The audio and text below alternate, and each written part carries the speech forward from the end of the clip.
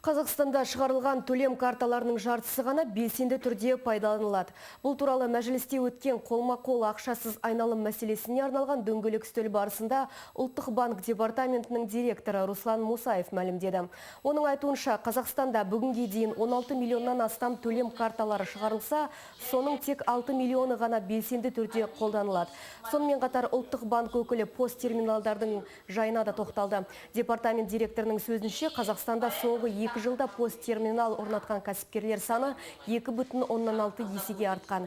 Тек 2014 жылдың қорытындысы бойынша Қазақстанда посттерминалдар арқылы қолма-қол ақшасыз 29,7 миллион операциялық төлемдер жүзеге асып, жалпы сомасы 570 миллиард теңгеге жетіпті.